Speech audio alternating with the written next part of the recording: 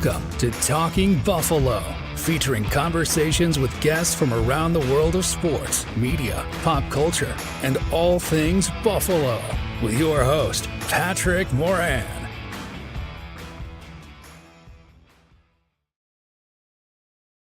All right, a full Bills-Jets preview, keys to the game for the Buffalo Bills, some bold predictions, all that and more coming up today on Talking Buffalo, your weekday daily driver for Buffalo Sports Talk and more, and the most podcast going out there today. Big thank you, as always, to everyone out there for watching and for listening, for following and subscribing. I appreciate y'all very, very much. This is a big game for the Buffalo Bills on Monday. I haven't felt like the last two games have been big. I felt like they've been more or less like opportunities for the Bills. But this game to me feels pretty big. Buffalo Bills, New York Jets in New Jersey. Monday Night Football coming up. I am joined by a good friend of mine, recurring guest, Anthony Marino. What's going on, buddy? How you doing? Good, man. How are you? Good.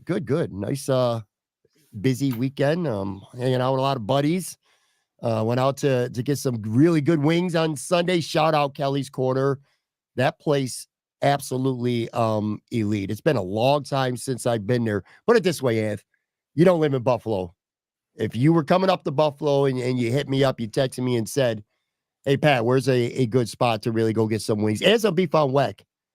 This would be among the small handful of places that I would feel 100% confident telling you to go check out. Kelly's Corner. Just crazy ass, really good food, man. But I'm good, man. I'm good. Good to have you back.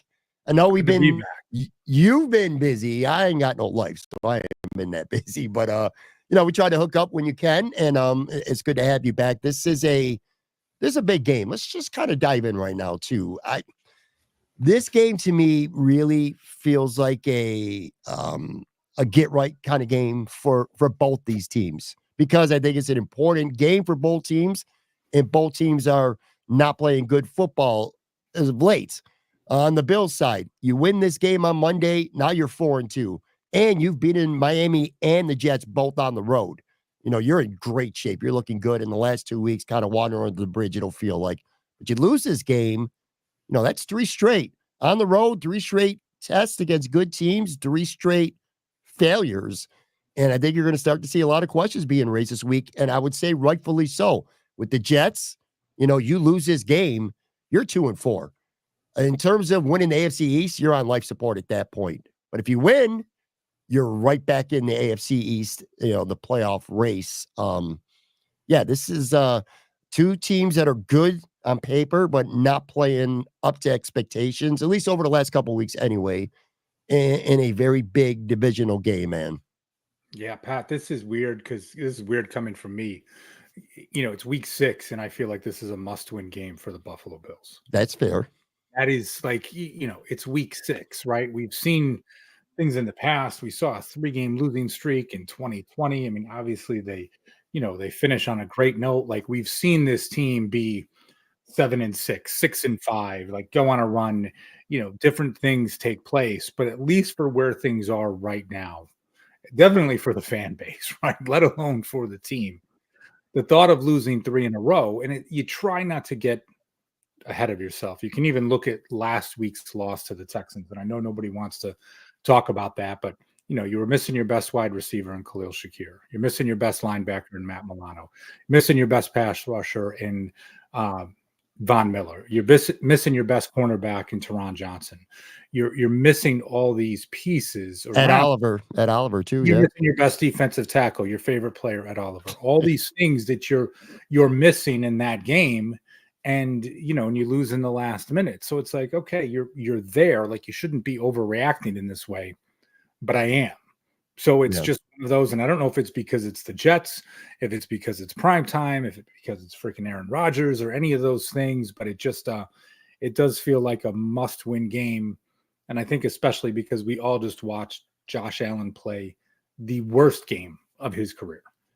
For people who listen to this show or watch this show and have for a while and have seen you on many times over the last year and a half or so, for me to say it feels like a must-win game is that's Tuesday in the office. You know what I mean? I say that shit pretty much every week. For Anthony, it was very even keeled. Like, you don't get too high on one big win. You don't get too low on one big loss. For you to say that this game is important, very important, really magnifies it for me as well. Would you agree with what I said in the opening here? So the Bills start out 3-0. You know, they're the toast of the town around the league, and not just locally, like nationally. They're number one pretty much in every power ranking after week 3. People are saying this is the best team in the NFL. 2 weeks later, nobody feels that way right now. But I approached this 3-game road trip. First of all, my plan going into the season was go 2-1 over your first 3 weeks. You got to get to 2-1. You're going to have a 3-game road stretch like they're, finishing up now. We knew before the season, there were no surprises here. This was going to be really tough. Probably the toughest part of their schedule. Baltimore on the road, Houston on the road, and now the Jets on the road. The first 2 weeks to me, after you go 3-0, felt like an opportunity. I almost felt like, look, you want to win the game. Every game matters. But I almost felt like you're playing with house money. At least in Baltimore, I certainly did when they were 3-0 going into that game. This game feels different. This game is going to tell a lot about the Buffalo Bills. I don't know that we found it. We didn't learn as much as we thought we knew about the Bills in their 3 wins. I also am still not, I don't believe that this is a team that's done, like a lot of people are out there actually saying right now because they've lost back-to-back road games. But this game, I feel like, and do you agree with this? This is going to tell you a lot. When a Tuesday morning comes and the Bills either win or lose, I feel like you're going to know a lot more about this football team than you did going into this game. Do you agree with that? Yeah. Let's put it this way. I don't disagree with it, but I think there's the question of, well, are James Cook and Khalil Shakir and Teron Johnson playing? Because if they are, then I agree with your statement, right? If those guys miss the game and it's a decimated look at the Bills, then it's probably going to be one of those that, hey, you hope they win the game. If they don't, you might not be that surprised when you're kind of void of that much talent on your roster that, I don't know how much I'll learn from it if that many guys are still out. So that's the one asterisk I put with that. And that's very fair. Look, there's nothing more I hate than having an injury excuse attached to something. But in the case of the Bills, it's legit. I mean, even this game going in says, all right, so now we know this. We're recording this, and it's live, by the way, on the video side, but we're recording this late Sunday night. We know Ed Oliver's been ruled out. We know that Khalil Shakir, James Cook, Teron Johnson, and Austin Johnson are all game time decisions. The sense I get, and I'm not going to say anything with complete confidence other than I do not think Khalil Shakir is playing. I do think James Cook's going to play. I do think Teron Johnson's going to play. I don't know anything about Austin Johnson and where he stands. And then, of course, Von Miller's going to miss the game 2 of a 4-game suspension. Injuries matter. And I might look, we're so used to Mavalato not playing that I don't even mention him with this. But with the Bills, I really do think that these last 2 weeks, well, I take that back. They weren't beating Baltimore. Baltimore was a freight train on that given night, and they were just going to run over the Bills. All the Bills flirted with getting back into the game, but the Houston game, I think they win the game with even with just Teron Johnson and Shakir playing. The difference between Teron Johnson, Cam Lewis, night and day. I don't even know where I'm going with this. What I'm saying is the injuries for the Bills has been a legitimate factor and continues to be. And these guys, to your point, whether they play or not, that's a good point. Probably will tell you, how much you could really take from this game. If they lose but Cook and Shakir don't play, or Cook tries to and he can't go, then you're probably right. But if these guys go and they lose to the Jets, I think you're in a little, I don't want to say the season's in jeopardy or in peril even, but you're in a little bit of trouble if you lose this game. I feel like. And again, if I'm being reasonable, you're 3-3 with 11 games left. Sure. You're 1-1 in the AFC East. Like, you're not necessarily in trouble, right? I mean, you've got games coming up against the Colts and the Titans, and you play the Dolphins again. Who knows what their situation is going to look like? You can get back into this very quickly. The Bills can win their next 4 games and should be favored to win their next 4 games. So, again, I look at it and I'm trying not to get too dramatic, but I think it's again, as a fan, you lose those 2 weeks in a row. one, you get your teeth kicked in, one, you lose in disappointing fashion at the end. So yeah, then you're looking at a tough opponent in number 3, them going through their changes, and it's got to feel like a must-win game for the Jets too. So there's a little bit more pressure going into Monday night's game than there might normally be. To your point, I would say this I feel like this game is important to the Bills. I feel like this game is you absolutely have to win if you're the New York Jets. I don't think you can lose to the Bills at home and go to 2-4 and realistically think you're catching the Bills this season if you lose this game at home in prime time. So this is like a very, very must win for the Jets. Back to the Bills real quick. All right, so I mentioned dinner at Kelly's Corner on Sunday night. I went with my wife, and we're watching the Dallas-Detroit game. And all right, so my wife she's a big football fan, okay? She's not Joe Marino. She's not Bruce Nolan, Greg Thompson, but she's also, not some rah-rah, just say go Bills and not knowing. She knows the sport. She knows the team. She knows football. She watches enough. She brings up a comment to me, and it really has resonated with me all night, watching the Detroit game, and even Dallas, even though they got smacked. She says, and I'm paraphrasing slightly, but why does it, whenever I watch teams that play that aren't the Bills, wide receivers are always open? They're always getting open. There always seems to be plays there where receivers are getting open. Detroit was the example of that's what everybody eats is supposed to look like, what you saw on Sunday, because literally everybody is eating against the Dallas Cowboys. And that's usually the way it is with Detroit. But, kind of framing this with the Bills over the last 2 weeks, at least anyway, especially without Khalil Shakir. That was a big, big loss last week. But she's right.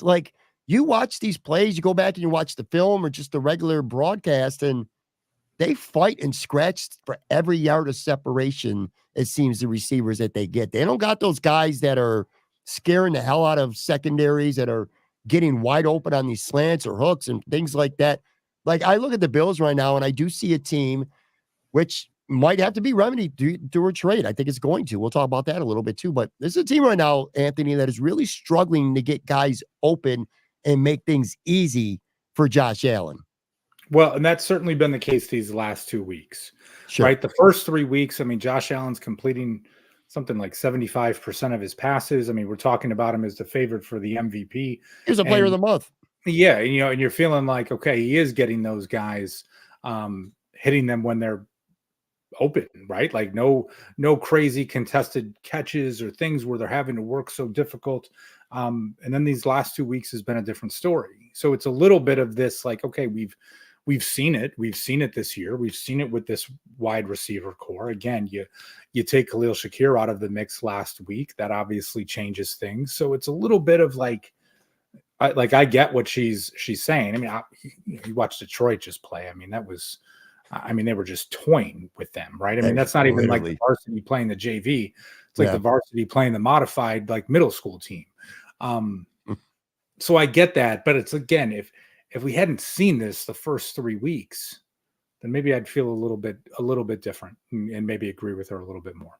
Well, sure. And look, the offense has scored, plenty, but even if you take all 5 weeks in totality, statistically, they're not looking great. Josh Allen, again, AFC Offensive Player of the Month in September, hasn't thrown an interception this entire season, which to me is just incredible the way he plays football. But you go to his last 2 games, and he's 25 of 59. So he's only completing 42% of his passes over the last 2 games, just 311 yards in the last 2 losses combined, only 1 touchdown pass in the last 2 losses. And it's not really so much on Josh, although Josh was at fault along with a lot of other factors in Houston. I don't think he played well. But the offensive line suddenly has been really bad the last 2 games after being great the first 3 games. Josh Allen's getting pressured on nearly a third of his dropbacks over the last 2 games. But I go back and I look, and again, with Shakir being out in Houston, I keep coming back to they need a wide receiver. No, I haven't had you on. The last time you were on, the Bills were undefeated. So it's been 2 weeks later. Now the Bills have lost 2 games, and nobody could seem to get it open these last 2 weeks.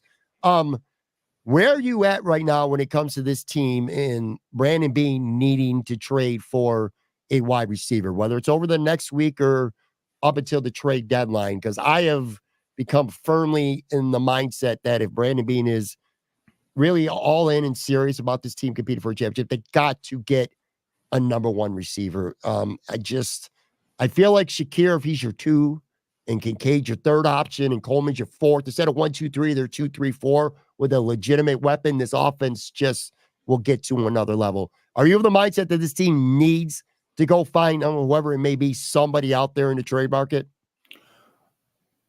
Yes. I believe they need to find someone. I do not think that person is Devontae Adams. Okay. I say that based on his age, based on his contract, based on what you're looking to accomplish. But I feel like they need to do something. Now, I don't know that splash type of move is truly out there. If you say a number 1 wide receiver, I just don't know if you're really able to get that. Like, is Amari Cooper still a number 1 wide receiver? Like, that's a real popular name, right? Deontay Johnson, like, I don't think anyone looks at him and says this guy is a number 1 wide receiver, but he's certainly better than Mac Hollins and Marquez Valdez-Scantling. Sure. And, like you put him into the mix again with, Keon Coleman and Khalil Shakir and Dalton Kincaid. You've upgraded what you are, but I don't think you're getting what anyone would consider to be a number 1 wide receiver. And it's weird, right? We spent so much time during free agency and the draft prep talking about wide receivers. And over that time, you trade away Stephon Diggs and you understand why, and you understand that happened. I'm not looking back saying they shouldn't have done that. But it was like, they signed Curtis Samuel when Stephon Diggs is still on the roster, and we're still saying to ourselves, who are they going to take in the first round at wide receiver? So, you get rid of Diggs, you have Samuel, you bring in a wide receiver. Honestly, I'm fine with both of those moves. I mean, they got to figure things out with Curtis Samuel, but it's like, no, we felt that you needed that even when Stephon Diggs was on the roster. And, I don't know as much as Brandon Beane, you don't, this and that, but like right now it's kind of proving a lot of the fans correct that you did need to do something bigger, and you haven't done that yet. And again, I don't know if it's something that they look at it and say, hey, we're that close that we need to make this, or we're going to make do with what we have and wait till the off season. So that was a really long answer there, but I'm confused by all of it, to be quite honest. It's hard to unpack at times. I think it's a combination of a few things why they haven't done more to address wide receiver. I think in part it's because they proved last year that they could win. Once Joe Brady became OC, the Bills won, and the offense was at least sufficient without Stephon Diggs being the guy anymore. I think that mattered. And I also think going into the offseason, because of the salary cap and having to get rid of a lot of veterans, big name guys, I think, of course, the national media expected the Bills to take a step back. Probably a lot of local people did too. And I think maybe the Bills did too. That combination of maybe they would take a step back. And also, I would think the Jets in Miami were expected to be much better than they've been this year. Like the AFC East was supposed to be brutal with a capital B. So far, that's not the case at all. I still think Miami's done. I think their season's toast already. And if the Jets lose this game, and with a 40-year-old quarterback who's hobbling around and got a coach fired already, this is I think the Jets are toast too. I think the Jets absolutely have to win this game. So my point is the expectations when March and April, I don't think were what they are now. Now you're in a division that's there. It's yours. It's yours for the taking. You got to go get your guy. Yeah, Amari Cooper, is he a number 1? He is on this team. Because if the bar is MVS or Mac Hollins is that guy that he's going to take the snaps from, to me, it's a no-brainer. Again, Shakir's really good. I don't need him being the number 1 guy. Kincaid, maybe he plays better with less attention. Samuel, look, last week that was like almost the last straw for me. And I know it's early, we're only in week 5, but Shakir's not playing. You got to get this guy involved. Houston's weakness was defending the middle of the field, and that's what you do with Curtis Samuel. When are you going to figure it out? If you didn't figure it out last week, when are you going to? I don't have any confidence in him whatsoever right now. So you got Coleman, you got Kincaid, you got Shakir. Go get yourself. I'm going to interrupt you there real quick. Go ahead. I don't want to go Joe from Queens on you here, but I'm going to interrupt you. Like that's not on Curtis Samuel. That's on Joe Brady. Like the way that they're utilizing him, I don't think that's any type of situation of like, oh, Curtis Samuel's like, balls aren't bouncing off his chest or his hands or anything like that, or he's not tripping on the field. Like, I mean, they're either passing him the ball at the line of scrimmage or 3 yards behind the line of scrimmage and just expecting him to do something crazy. Like, I think that's just an improper utilization as opposed to, me being done with Curtis Samuel. I couldn't agree with you more. I think you're 100% right.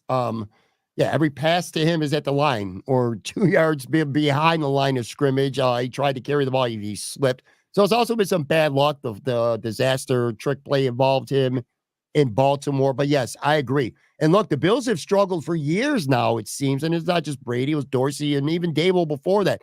They get these gadgety guys in town, and you think they're going to add an element to the offense, and they just don't work out. Hardy, McKenzie. Now, so far, Samuel. I just don't have confidence. But you're right. It's more of a coaching and philosophical thing than anything else. One last thing I'll say about these receivers, too, and why I think they're starting to struggle these last 2 weeks, and this is why I'm concerned and feel like you really need to go get somebody. I think defenses are catching up to the Bills. What they're doing now is they're playing press man. They're like, you're not going to get open off the line of scrimmage quick. You're not going to be able to separate quick. So we're going to blitz. We're going to bring a lot of pressure. We're going to play man-to-man. And can you get open in a second and a half to 2 seconds so Josh could get rid of the ball? That's where guys like Coleman and MVS and Matt Collins and them, I think, struggle. So you're going to need to get someone who could take the top off of defense or somebody who could just create separation quickly. It's so weird, Anthony, because, I mean, you remember the draft process. I know you remember Brandon Beane talking about quick guys. Josh has always played well with the guys who could get open quick, like Diggs, that kind of player. And they went out and signed a bunch of big physical guys, drafted a big physical guy in the second round. It kind of just does. I'm still confused. We're 6 weeks into the season now. I'm still confused about what this offense is supposed to be with the receivers. I just don't understand it right now. Well, there's that piece. And I will say this. I mean, I've seen enough from Keon Coleman so far. Not to say like, oh, I've seen enough that but like, yeah, there's been enough flashes. I mean, even last week, it's like, okay, 4th and 5, you make the catch in a big spot and then you turn on the Jets and 48 yards for the touchdown. Like, hey, that's great. Like, I don't, you don't see that from a lot of guys beforehand. So I like, a bit of what we've seen so far, what you have there. I think a big piece, and I'm trying to remember, maybe it was Josh Norris from Underdog, and I could be wrong here, but it was just like, the Bills just telegraph what they do, right? Oh, we're bringing in our jumbo tight end in Alec Anderson. So it's just like, guess what we're doing here? Like, we're telling you what we're going to do. And hey, in some situations, like you got a 13-point lead in the 4th quarter and you're running clock, and maybe you're going to say, our big guys are going to beat your big guys. That's fine. But like, remember the whole 12 personnel conversation and this and that? Like, can that be Dawson Knox, and can Dalton Kincaid be on the field? And can Dawson Knox be, a guy that can block, but then be a threat in the passing game, as opposed to just, we're putting a 6th offensive lineman out there and we're telling you that we're going to run the ball. I feel like they've become very predictable these past couple of weeks and almost conservative. And it's like, you don't need to do that when you have these 2 tight ends. Yeah, look, when it comes to Keon Coleman, I agree with you. Getting more confidence in him, and he has certainly flashed. He's made some big plays, contested catches, but I also don't trust him right now. I mean, let's not forget, he also had a big drop in that game, too, down the field that he should have caught. Sure.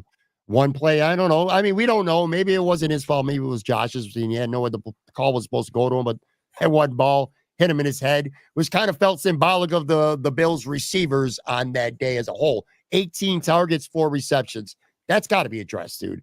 Khalil Shakir cannot be that important to an offense that without him, you're going to have 18 targets with your receivers and only 4 of them get completed. Now, I know it's not just on them. You watch the tape. There was some underneath stuff that Josh missed that he could have had if he wanted to. He was trying to play hero ball, I guess. I don't know, whatever you want to call it. But I don't know. I don't see a scenario where you don't go out. There's no reason to not go out and get a wide receiver. You got great cap room for next year. So financially, you got a lot of wiggle room for something. You got a ton of draft capital. You got 2 2s. You're going to have 3 4s because Gabe Davis is going to get you a 4 next year. You got your own 3rd. There's so much ammunition, and you're the best team in your division. You got a chance to go get, and I even would disagree with you about Adams. Now, obviously, you got to make it work. The Raiders would have to eat a shitload of money, which means you're going to pay more of a price. But you're trying to win a Super Bowl this year, and you could go get Devontae Adams. Let's say you give up a 2nd and a 6th, and you get a 4th back or something like that. You're not pulling the trigger on that? Because I am. I mean, go give me that dog out there. He's going to make that whole offense better. And he'd love to play for Josh Allen. By the way, I think it's going to happen. I'm just going to throw that out there as well. I think Devontae Adams is going to be a Buffalo Bill before this trade deadline. They're doing something. I'm confident in that. And I'm getting to a point where I don't know if you like this, but I think Devontae Adams is going to be Bill. Why would you not want Devontae Adams on this offense for even a half a season? I don't care how much it costs. He's only going to be here for this year anyway. That's a lot of cost for a half a season. Sure. I mean, if you're talking a second and a sixth, I mean, I get it. You get a fourth in return. That's a lot of cost. It's a lot of. It is. I don't know, man. I just look at it and I think, like, 33 years old. It's like, what are you doing here? How much are you going to get out of that? And listen, listen, if they trade for Devontae Adams, I will be excited. I will be thrilled. I will love the chances of what they're doing. I just don't see it happening. And I don't see it happening at that kind of cost. I don't see them trading a second round pick. I could be wrong. Listen, I could be very wrong. I don't think they would trade a second. Well, let me take that back, because of the money that the Vegas would have to eat to financially make it work. You might. And there's a school of thought, well, you're going to trade more to get Adams for a half season when you could have had Stephon Diggs for a full season. What you got for giving or trading Diggs, you're giving that up and possibly more to go trade for a guy who's 2 years older for only a half a season. I get all that logic, but I would offer these two things. Number one, win up to speed. As good as Stephon is, Devontae Adams is still better in my book. That's one. And two, if, you say, what is the cost? Well, if the cost is you're going to absolutely win the AFC East with Devontae Adams, at a minimum, you win the division, you're a 2 or 3 seed, and you're at least getting one home playoff game because your offense is better with Devontae Adams, to me, that's worth the cost, especially if you got the draft capital to do it. Like, if you had no 1 next year and only a 2, and you're going to give up that 2, now you're not picking it later on day 2 or night 2. That's different. But to me, if you got the assets to make it happen, and look, at some point, I feel like you got to stop putting so much on Josh. I feel like Josh has to be player of the month for this team to be good.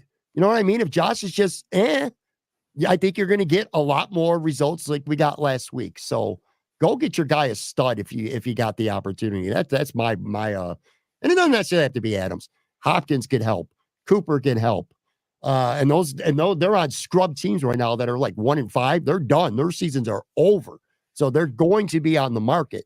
Doesn't have to necessarily be Adams, but I feel like you got to trade for somebody. Listen, I think more people that are watching and listening right now agree with you than agree with me. So I don't like, because I'm saying the fan friendly thing. I get that. I'm saying the thing that the fans want to see. I don't give a with respect to the fans, I don't give a shit what the fans want to see. I want to see this team football, play better football. And I think if you want to have a better offense, you got to have another receiver, because MVS and Matt Collins ain't it, and it ain't going to change either. Yeah. So anyway, all right, let's take a real quick break, come back. I want to get into the Jets. Then we'll get into a couple of keys of the game and some bold predictions. More with Anthony Marino coming right after the break.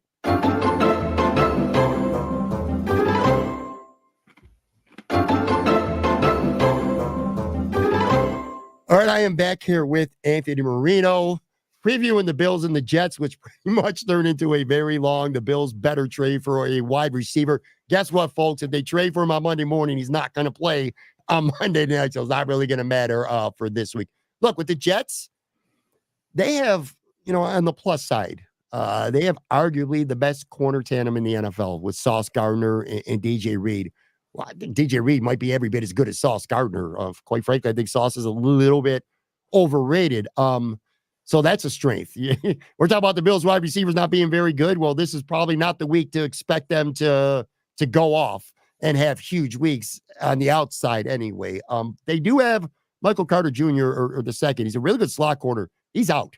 That could be significant, but so their corners are solid. Will McDonald, really good. The edge guy's got 6 sacks already this year.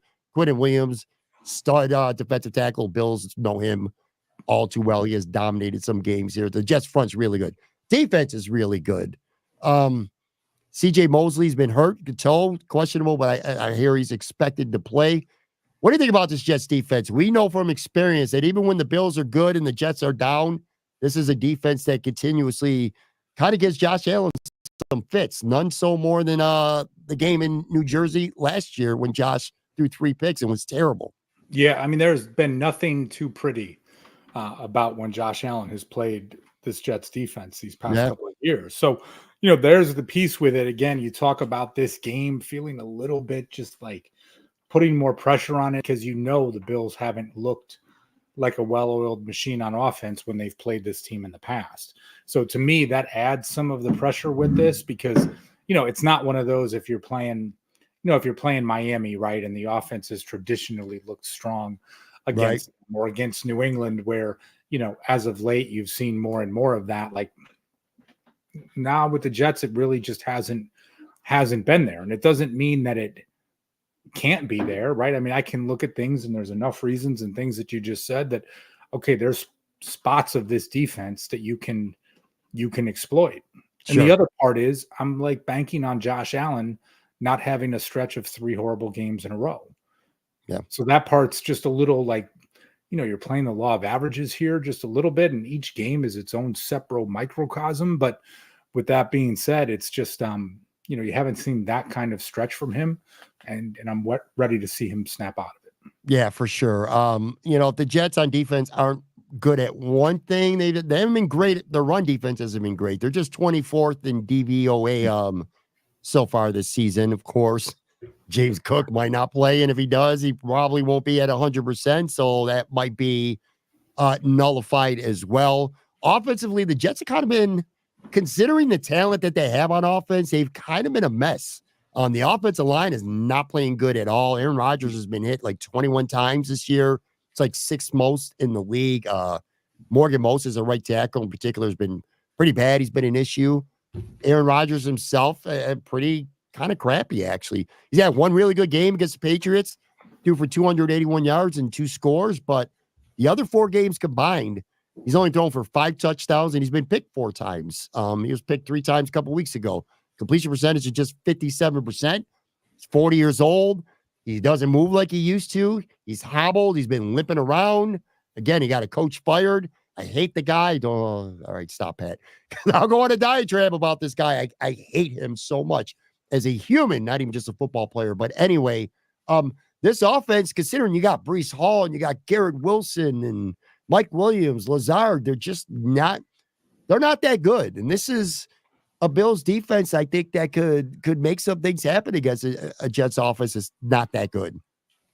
Yeah, and listen, when you talk about the offensive side of the ball, like there's not much there that I don't want to say like intimidates you. I mean, Breece Hall's a great player, right? Sure. Like there is talent. Don't get me wrong, but as you said, the Rodgers piece, it's just like, okay, you haven't seen it yet, and he's been taking those hits. And if the Bills pass rush can get to him early and often, then I think the Bills can put themselves in a good position based on their defense. But we needed that. Like, we're not coming into this game with the confidence like you did against Baltimore, right? You're 3-0. You're feeling good about yourself. Sure. You're puffing your chest out, right? You're kind of limping into this one, both, literally and figuratively when it comes to the injury report. So, there's that piece where it's like, that they can do it. They can get to him, but you just got to see it. Yeah.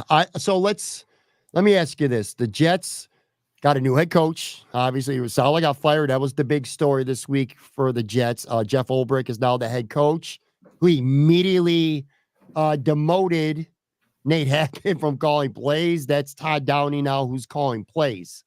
You get teams typically will get that short-term momentum boost, that emotional boost, that player lift when you get a new head coach, typically.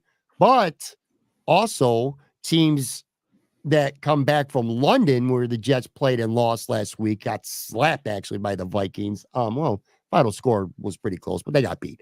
Anyway, you're coming back from London and playing. Teams tend to be a little sloppier when you get back that first game back. The Bills were like that last year after they lost to Jacksonville in London and it got Milano and DeQuan Jones hurt. But anyway, what do you think is more prevalent? The emotional boost that the Jets get with a new head coach, or the fact that they were just in London last week and coming back, even with the extra day rest, it may be a little sloppier because of that alone. Yeah, I mean, my thing is I'm trying to wonder, is there an emotional boost with this one? This one feels a little bit different, right? Like Yeah, it's not that's fair. so there's that part to me that's a little skeptical. Like when you hear comments from guys like Sauce Gardner, like I don't think this is one where maybe everyone was on board with this type of move. Agreed. But who knows, right? If it's a boost for Aaron Rodgers and he plays like 2021 Aaron Rodgers, well, that's a little bit different than anything else, and that might circumvent everything. Yeah. But then on the flip side, you add to Aaron Rodgers' boy Nate Hackett getting demoted. Like, well, what kind of sting does that kind of throw into the mix? And there's so many different factors with this, man. It's kind of like a soap opera, and it's one of those days. I'm glad I'm not a fan of the Jets, because that's just a lot going on. It's a lot. I don't think it's hyperbole to say that if the Jets lose this game, they might implode. Like, this could be a team that ends up 7-10 on the season if they lose this game. Keys to the game, by the way. All right, so I got 4 for the Bills. The big one is Josh Allen, who's done it all season long, staying interception free. I still go back to that game last year against the Jets in the opener. He threw 3 picks against the Jets last year. I think it was Jordan Whitehead who had all 3 of them too. Josh has thrown 6 interceptions in his last 4 games against the Jets. Like I said, including 3 last year in the season opener, and he lost a fumble. I'm not saying it's necessarily going to be an automatic backbreaker if, one tip ball gets picked on Monday night during this game, but multiple interceptions, Josh, and I know that sounds like an easy key to victory, but easier said than done, because again, Josh has not played really good against the Jets. The Jets have played really good team defense. So I would say key number 1 is Josh staying interception free. He didn't throw any interceptions last week. Or against Baltimore. So, right, it's like those are a little bit, like, I get what you're saying, right? Like, it's like, even if he throws an interception, just being like, taking what's given to you, right? It didn't seem like last week he was taking what's given to him. Let me ask you this question. Did you think the part of going up against Stephon Diggs and the Texans, that there was just too much maybe going on emotionally for Josh Allen last week? Like, we've talked about Sugar High Josh before, what type of music he has to listen to pregame so he doesn't get too up. He basically throws up before every game because of the nerves and jitters, and to kind of calm himself down. Like, do you look at that game last week saying like there was just a little bit too much at stake, maybe on a personal level, that led to just the worst performance I've ever seen from him? Yes, to an extent. I think so. I think he wanted to badly dominate the game and make big plays, kind of show the world that I don't need Stephon to make big plays, maybe to a flaw. I think the bigger issue with last week, and I'm concerned about this going into this week too, is I think he'll never say it.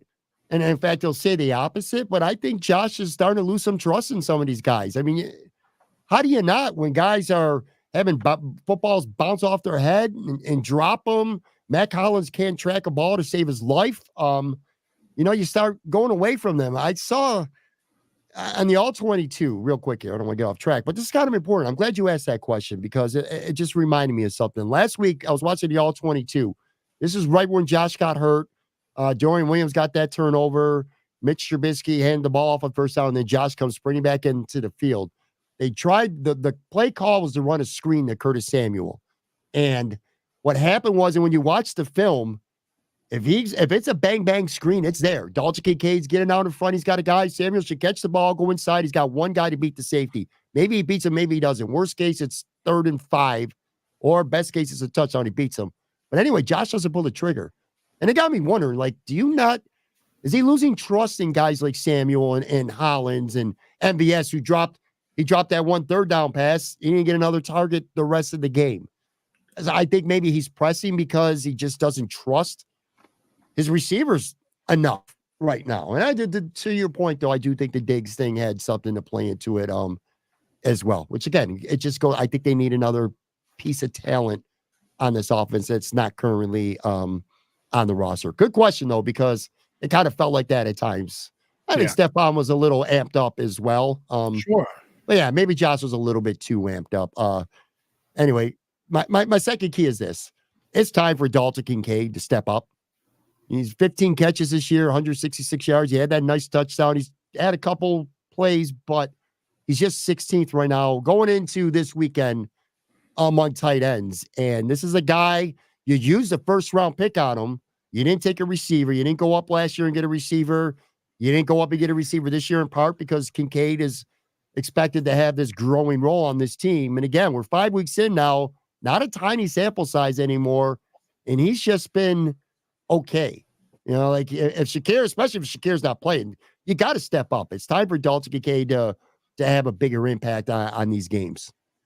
Yeah, I could not agree with you more. I mean, listen, guys need to step up and make plays, right? I mean, that's it. Yeah. Dalton Kincaid, like, all right, maybe the expectations were a little bit out of whack. I mean, myself included, you know, we're saying Dalton Kincaid could catch 100 passes this year. I mean, right now he's on pace for like half of that, right? I mean, like certainly, you know, gotten way ahead of ourselves, but we've seen him play well in the past. So, you know, it's in there, just maybe pumping the brakes just a little bit. But yeah, and when you talk about the cornerbacks for the Jets, right, what they have in Gardner and Reed, like, all right, that might wash some things out on the outside. Like, this is probably going to have to be a Dalton Kincaid kind of game when it comes to the passing game. So I'm certainly with you there.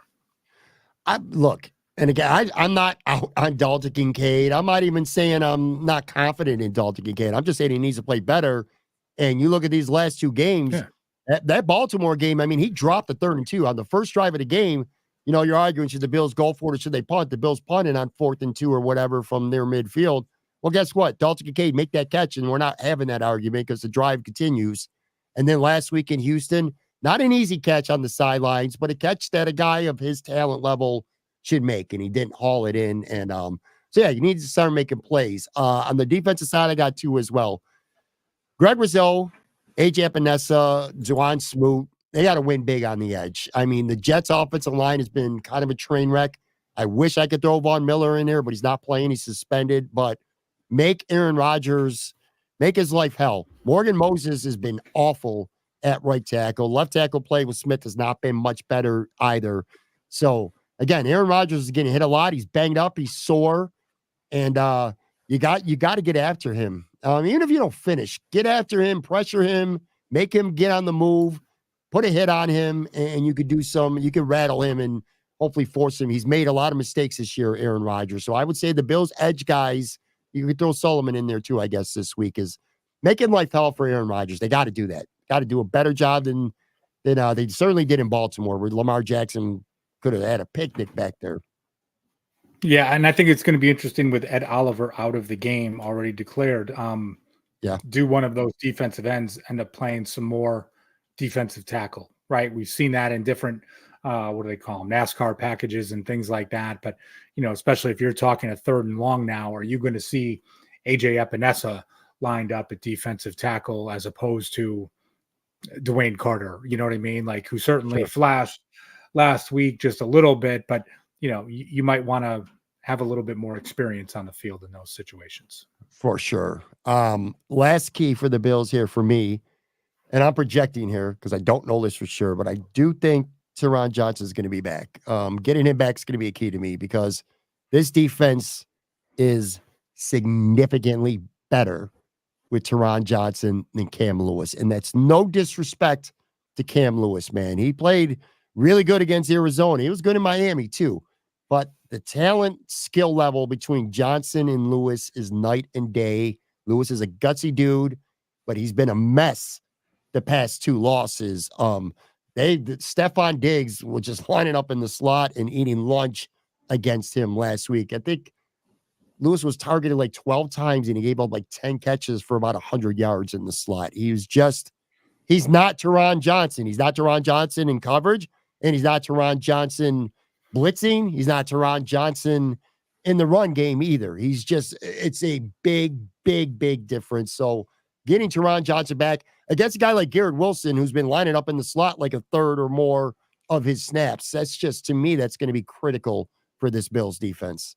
No, I mean, it goes without being said. And listen, everyone here, likes what Cam Lewis has brought to the team. But again, when you've got Cam Lewis and Jamarcus Ingram and Balin Spector and, and the list kind of goes on and on with, kind of being a bit depleted, that's where you get exposed a little bit. And it seems like offensive coordinators have figured that's someone that they can pick on based on the state of affairs. So, yeah, getting Teron Johnson back, I'm really hopeful he's able to play Monday night. But before we get to bowl predictions, I got a couple here. I don't know if you do or not, but I want to shout out a player on this team who I didn't even mention on this podcast. It wasn't part of like my Bills notes, but I've been watching week by week. Dorian Williams is starting to become a really good football player. Yeah. He's, we saw even last year the athleticism, the physical abilities that he has, but he was an easy mark out there to get fooled and play action and misdirection and over pursue and things like that. It seems like watching him week after week, he's getting just a little bit more fundamentally sound each week.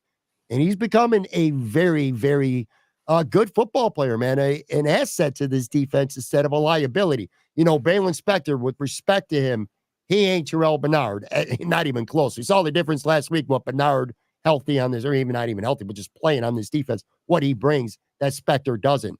I'm not saying Dorian Williams is Matt Milano right now, but that drop-off isn't like Teron Johnson at Cam Lewis level. Dorian Williams is holding his own, and he's playing pretty good football right now. Well, and it's a situation where he has to be able to play through any mistakes, right? Like there's no one that you're not going to yank him off the field and put someone else out there. That doesn't make sense for you. Like even when you think to 2 seasons ago with Terrell Bernard has one disastrous start against the Jets, then he really doesn't play the rest of the season. Sometimes for these young guys, the opportunity for them, you're kind of like learning the more that you play. There's so much that you're going to get from practice. And, and I hope that we get to say the same thing about Cole Bishop in the future too, because it was a rough game for him last week, but again, you're out there playing against a talented Texans team. That's just got to happen. And Dorian Williams has been able, to be that guy through the first 5 weeks and not be perfect, but like you just said, he's shown enough potential that you can feel good about him being out on the field. For sure. Taylor Rapp will be back on Monday. I kind of wonder. DeMar Hamlin's going to get. I don't like it, but I think DeMar Hamlin stays in the starting spot. Cole Bishop, we'll see if he gets some time, maybe at safety. I'd like to see how Bishop and Rapp look out there together at some point. Before I get to bowl predictions, I got a couple comments in the live chat here on the video side, because again, we are doing this on the video side live. Amari Cooper seems to me to be the obvious trade target. Very few of these playmakers have achieved my expectations. Very dissatisfied with their play thus far. I'm not sure if the commenter's talking about receiver trade candidates or the Bills receivers. You're talking about the Bills receivers, which I assume you are. Khalil Shakir has been fantastic the 3 weeks he's been in the lineup. The rest of these guys, yeah, sure. Keon Coleman is flashing, but yeah, MVS and Matt Collins, you got to do better there. One other one too. Ariello Grande says, because this team doesn't become a Super Bowl type team with just one player, there's a lot of upgrading this roster has to do to get there. All right, respectfully, Anthony and commenter here, I'm going to disagree. I don't agree with that. I think if the Bills, let's just say the Bills go out, okay, for the sake of discussion here, and let's say they go get either Adams, Amari Cooper, DeAndre Hopkins, Deontay Johnson, take your pick, any of those guys, okay? You go get a guy who's head and shoulders better than any other receiver you have on this roster right now, okay? Where's this team flawed down the stretch? The offensive line is well above average. They're good enough. They're still a pretty good offensive line. They've done a really good job the last 2 years now of pass blocking for Josh Allen. James Cook is a really, really good running back, and I like their backups. They're really good too. Tight ends, look, Dalton Kincaid needs to play better. We just talked about it, but I think he will. Dawson Knox, it is what it is with him, but still, he's a tight end too, okay? You feel like at some point he could do some things. And then, now you got Shakir as your 2, Coleman is your 3, and you still got your tight end, Kincaid. And then you go get one of those 4 receivers. Where's the flaw in the? Oh, by the way, you happen to have, at worst, the second best quarterback in football. Where's this offense flawed that it can't be a Super Bowl team? Because that defense, you get Ed Oliver back, get Von Miller back, you might get Milano back in December. I'm worried about the safeties, but outside of that, this defense is good enough. Teron Johnson healthy, Milano back before the season's over, Bernard out there healthy. Why is this not a Super Bowl roster, Anthony? You tell me. if you go get a guy who can change the offense because he demands attention.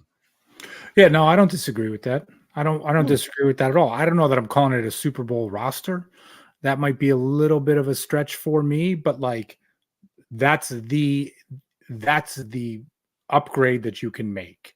Sure. Right? There's no other upgrade that you're making. You're not doing something on your offensive line. You're not saying, "Oh, Osiris Torrance, like we're going to trade for somebody else and try to upgrade because you've been a little bit off or this and that." Like, I don't see any of that happening. That's where you can make the biggest upgrade.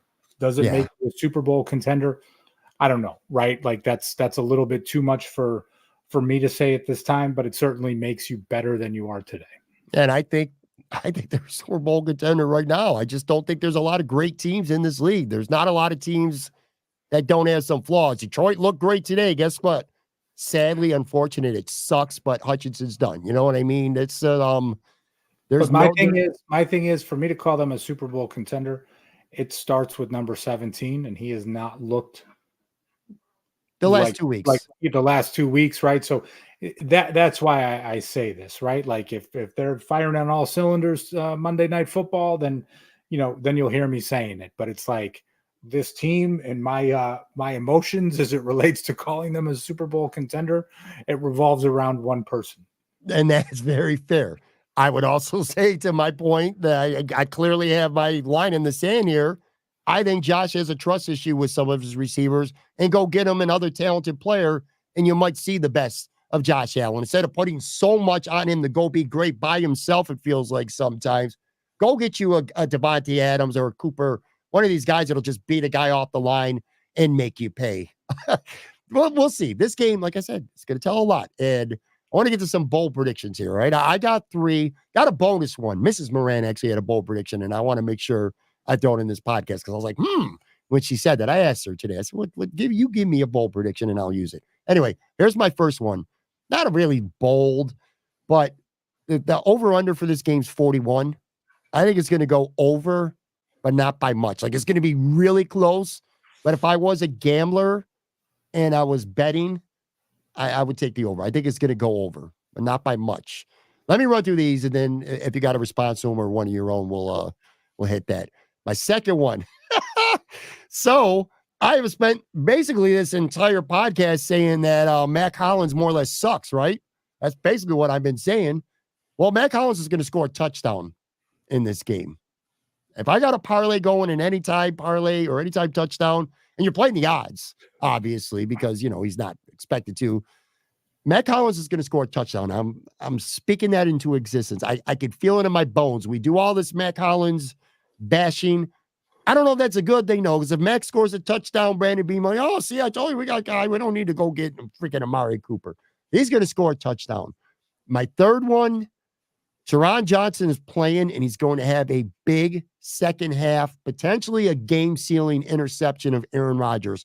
Teron Johnson is going to be the dude who not only plays, and I'm going to look like an idiot if he don't even play now, but he's going to be the dude who seals the deal if the Bills win with a big defensive play. So those were my 3 bold, and the bonus one, again, this is from Mrs. Moran here. She says Keon Coleman is not only going to score a touchdown, but he's going to have his first 100-yard game of his career. And that is straight from the missus. So those are my bold predictions. Any thoughts on them? You got anything to add from your end? I like where your wife is coming from. I don't like the Mac Hollins one. I don't either, and I don't want it to happen. I've seen enough of Mac Hollins as like a primary target on offense. And that was infuriating last week. That him not tracking that one ball down, Anthony. Oh my God, that was infuriating. But that's not. It's not what he does. Yeah, exactly. Like, let's keep our expectations in check here. So, I mean, for me, I have 3, right? So my 3, and they're not really that bold, but like, Monday night is the return of Josh Allen, right? And I'm not saying like 350-yard Josh Allen. I'm saying like accuracy, Josh completing like 70% of his passes, hitting guys that are open, converting third downs, leading the Bills to victory. Okay. Number 2, Dalton Kincaid. I'm not predicting like tons of yards. I'm not predicting multiple touchdowns or anything like that. But, something in the neighborhood of 7 to 9 catches, moving the chains, almost reminiscent of what Cole Beasley used to be for the Bills. That reliable option across the middle, making some plays. Again, 7 to 9 catches, 65 to 80 yards, like being that guy that's going to be that safety blanket. And my third, I guess that would be, I would consider my boldest of the three. This is going to be an AJ Epinesa game with their offensive line and Epinesa, playing more. He's a guy that you eventually see some of those splash games, right? We haven't really seen it yet from him. I think he is due. And I think this is a matchup that could work for him based on, you talked about their offensive tackles before. I think his speed element that he can bring to things. I think Epinesa is going to make a couple of plays, maybe get a sack, maybe a tipped interception or tip a ball that ends up getting intercepted, something like that. But I just think this could be an AJ Epinesa game. Let me ask you a question, an honest question. When you come up with bold predictions and when you come up with a game score prediction, who's going to win, which we'll get to here to end in just a minute.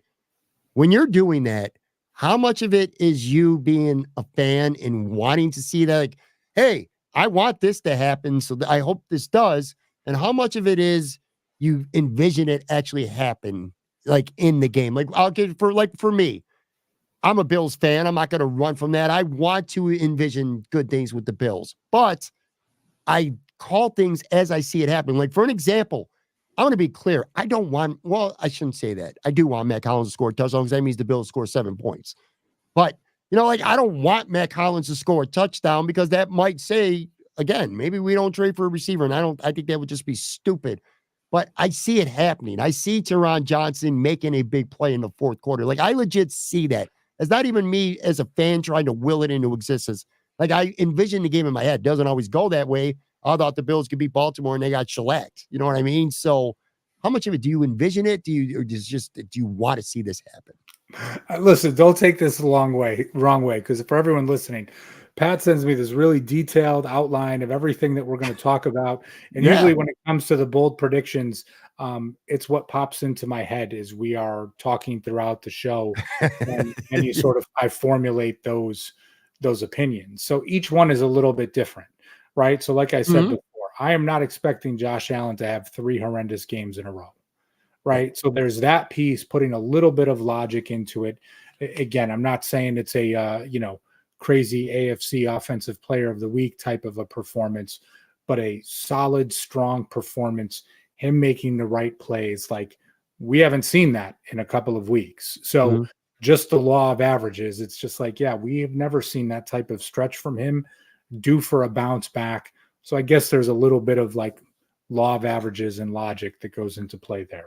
Sure. When it comes with Dalton Kincaid, he has to be the guy on Monday night, right? If Khalil Shakir, even if he is playing and not 100%, you're still going against the best cornerback tandem in football. So those guys, right, they might be blanketed a bit more than they ever have in the past, which means Dalton Kincaid, and to a much lesser extent, Dawson Knox, those guys and what they can do at the tight end position certainly is something. If the Bills are going to have success in the passing game, they have to be contributing. So again, manifesting a little bit, but based on the matchup, that's the receiving option that makes the most sense. And then when it comes to AJ Epinesa, again, I could have picked Greg Rousseau. I could have picked Dwayne. I could have picked anybody along that defensive line, but their offensive line is not good. Someone is going to break out on Monday night. And I think Epinesa is due. I'd like to see it be him. If it's someone else, that's fine. But I had to pick somebody. And again, he hasn't had that game yet this season that we've seen from him in the past, where it's an AJ Epinesa game. So I felt like he was a pretty good choice. I'm pretty sure based on what we've talked about, we know where it's going, but let's make it official here. We'll end with our game score predictions. You're up first. How do you see this playing out? 24-17 Buffalo. Ugly game. Buffalo's got to, kick a field goal late to make it a 7-point lead. And then the defense got to put the clamps down, as we all sit there and sweat it out later than we want to on a Monday night. I'm going to be honest with you, man. I get the same vibes or the same gut feeling right now with this game that I had when the Bills went to Miami in week 2. The Bills are playing a team right now that I feel is desperate to win. In fact, they literally fired their coach, a quarterback who's not played well, but they know they need this game. You cannot go to 2-4 and fall basically 2.5 games behind the Bills at this point, especially when you lose to them at home in prime time. You fired your coach. So there's no more excuses, no more fingers to point except at yourselves at this point if you wanted to blame Salo for all your woes. So this is a game where all the factors seem to be in place for a Jets win, which is what I thought would be the case when the Bills went to Miami in a short week against Tua, and a Miami team that was desperate to beat the Bills in their stadium and get over that hump and kind of set the tone for the season. Obviously, they didn't. They got smacked, and look where they're at right now. I get those same vibes. However, at the end of the day, and I mean this, and I ain't even being a fan, I just think it comes down to one simple thing. I think Josh Allen, to your point, I agree. I don't think you're going to see 3 straight shit games from Josh Allen. I think Josh Allen outplays Aaron Rodgers. Maybe he doesn't get 320 yards passing. I don't expect that against the Jets' talented corners, but Josh is going to make plays with his arm, and he's going to make some plays with his legs too, I think, this game as well. Bills are going to find a way. I got the Bills 23, Jets 19. So like I said, that over-under is 41. I got it going 1 point over. Bills 23, Jets 19. So we're both in on the Bills, but I kind of get a sense that neither of us are overly confident in this game. Is that fair to say, Anth? Well, sure. I mean, it's the Jets, right? Like, it's a tough AFC East game. The Bills have not played particularly well against them over these past 2 years. So there's really been no rhyme or reason, right? I mean, those are even losing games where, horrible Jets teams. So we'll see. But yeah, so it doesn't come from a ton of confidence. I mean, plus after these last 2 weeks, I don't think anyone should be feeling that way. So hopefully it ends up being a good night for all of us and get a big W. Yep, they got to find a way to beat the pressure. Jets are going to bring pressure. They're going to play man. They're going to make the Bills beat them off the line. And hopefully, whether it's Kincaid, I don't have confidence Shakir is going to play Samuel. This is the game, buddy. I said it last week, but this is the game. Curtis Samuel getting down the field, making some intermediate plays in space. That's going to be a big key for the Bills. I will be live after the game, right after the game. Joe from Queens will be with me. It's always interesting when Joe from Queens is on, but especially if the Bills lose. It's as much as I hate the Bills losing, it could be quite entertaining to hear Joe after a Bills loss. But hopefully it won't come down to that. But one way or the other, we'll be live right after the game. As for this episode, Anthony, appreciate you, man. Good to have you back. Again, a little concerned about you at the very beginning, telling me how important, like almost a must win for the Bills, man. It's got me a little bit nervous now for this game. Listen, man, it's all good. I said it at the beginning, and then as the conversation went on, I felt like I, came back to being my centered self. So this is what happens when we, when we don't speak for a couple weeks. All right, guys, that's going to do it. Thank you again for watching and listening. And again, we'll be back live right after the Bills Mets. How are the Mets doing, by the way? They're playing right now. They played the Dodgers game. Last I checked, they were down 3-0. So they're done. Yankees Dodgers World Series. Anyway, live right after the Bills Jets. Talk to you guys tomorrow.